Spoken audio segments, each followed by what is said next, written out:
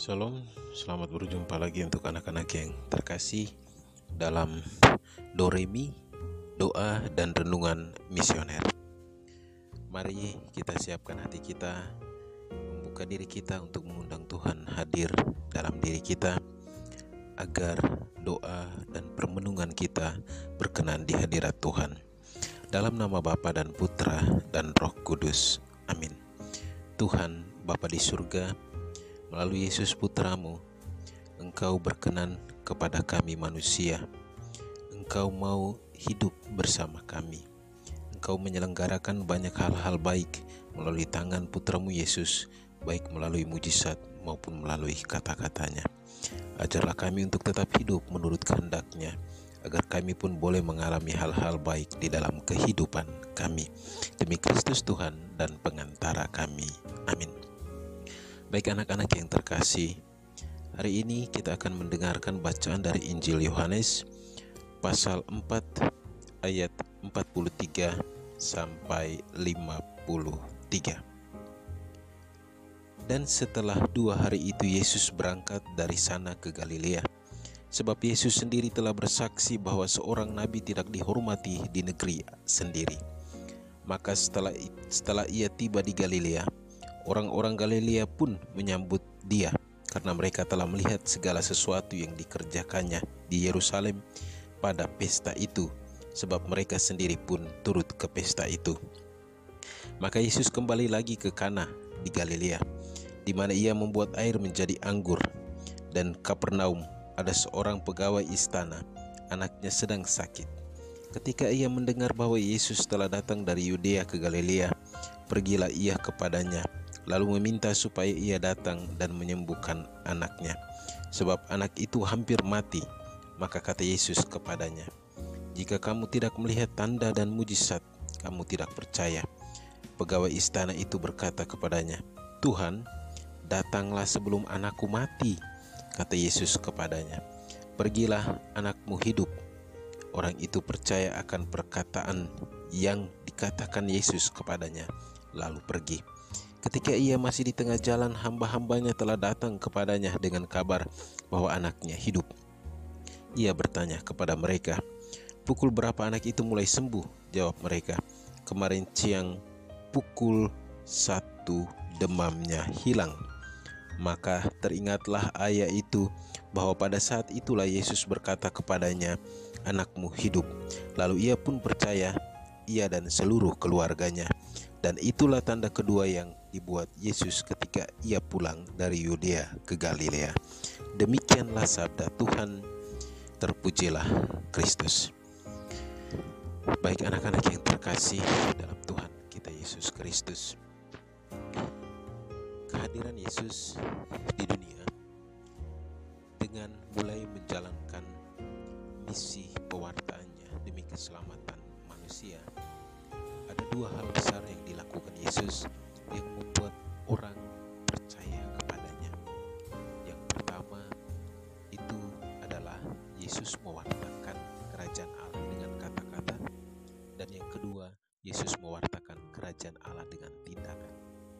Yesus mewartakan kerajaan Allah dengan kata-kata, itu kita kenal dengan istilah perumpamaan, dan Yesus mewartakan kerajaan Allah dengan tindakan, kita kenal juga dengan istilah mujizat. Pada bacaan yang barusan kita dengar, kita mendengar bahwa Yesus melakukan mujizat. Pertama, mujizat di Kana ketika ia mengubah air menjadi anggur, dan mujizat penyembuhan pada seorang anak.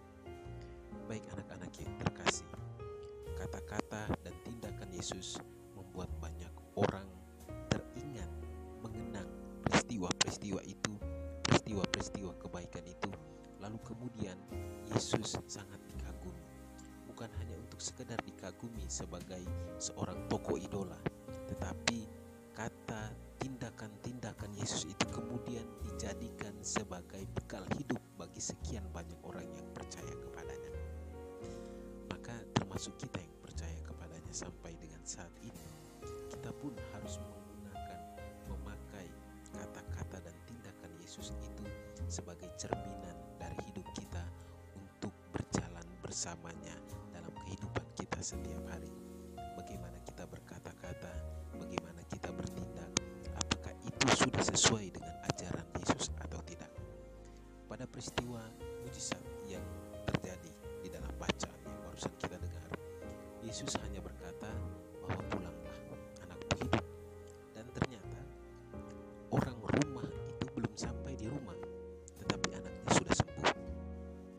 Maka perlu disadari bahwa dalam hal ini ada dua hal yang membuat peristiwa itu bisa terjadi, mujizat itu terjadi.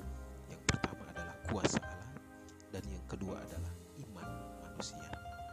Maka karena kuasa Allah itu bekerja dan orang yang percaya kepada Yesus juga sangat mengimani pokok idola Yesus itu, maka apa yang dia minta terjadi. Pertanyaannya bagi kita adalah, apakah Yesus itu hanya sekedar nama untuk kita kenal, atau dia menjadi idola bagi hidup kita? Kalau dia itu menjadi idola, maka kita bukan hanya sekedar mengenal, tapi mengimaninya. Bagaimana cara kita mengimaninya? Kita mengimaninya dengan menghidupkan apa yang ia berikan kepada kita. Contoh teladan hidup, baik kata dan perbuatannya. Contoh dan teladan hidup yang Yesus lakukan dalam kehidupannya setiap hari sesungguhnya menjadi catatan bagi kita manusia, bahwa dalam kehidupan kita setiap hari kita juga harus bertindak demikian. Karena tindakan-tindakan, kata-kata, perbuatan menjadi bagian yang tidak terlepas dari kehidupan kita sehari-hari. Orang akan menilai kita dari kata-kata yang kita ucapkan, orang akan menilai kita dari perbuatan-perbuatan yang kita lakukan. Sejauh kata dan tindakan kita seturut ajaran Yesus, maka tentu orang menilai kita baik. Tetapi ketika kita melenceng sedikit saja dari apa yang diajarkan Yesus, maka kata-kata dan tindakan kita akan juga tidak sesuai dengan ajaran Yesus, sehingga orang pasti akan menilai kita lain. Anak ini dia kelakuan ini begini, ini patah saja, dia punya mulut saja tidak betul satu, jadi setiap hari itu saja di mulutnya. Maka anak-anak yang terkasih, mari kita menyadari diri kita, sejauh mana kata-kata dan tindakan saya itu berpengaruh bagi kehidupan saya. Bagaimana kata-kata dan tindakan saya juga berpengaruh bagi orang-orang di sekitar saya. Apakah itu membawa pengaruh yang baik ataukah pengaruh yang tidak baik? Semoga semua kata dan tindakan kita mengarahkan kita menuju kepada kehidupan yang lebih baik, karena Roh Kudus yang menggerakkan kita sehingga kita berkata dan bertindak sesuai dengan ajaran Tuhan. Semoga demikian. Amin. Setelah mendengarkan bacaan dan merenungkan bersama, mari kita bersama-sama mendoakan doa anak misioner. Tuhan Yesus, Engkau diutus Bapa menjadi berkat bagi dunia dan menjadi selamat bagi manusia. Utuslah kami anak-anak-Mu di Indonesia untuk menjadi sahabat yang kuat bagi yang lemah, sahabat yang rela berkorban bagi yang menderita payah, sahabat penghibur bagi yang sakit dan gelisah. Tuhan Yesus, kami pun ingin menjadi utusan-utusan kecil-Mu, teman setia bagi yang tersingkir, terlantar, teman bicara bagi yang kesepian, terlupakan, sobat yang gembira bagi yang sedih dan susah, sobat penuh penghargaan bagi yang tak dicintai. Tuhan Yesus, utuslah kami ini dengan bantuan Roh Kudus-Mu menjadi garam dan ragi yang baik, menjadi terang dan obor cemerlang, membawa kegembiraan dan harapan. Tuhan Yesus, kuduskanlah badanku dan kuduskanlah jiwaku. Ku persembahkan diriku padamu hari ini. Berkatilah semua anak dimanapun juga. Berkatilah semua orang yang kami jumpai, siapapun juga. Amin. Dalam nama Bapa dan Putra dan Roh Kudus. Amin. Salam sehat untuk kita semua.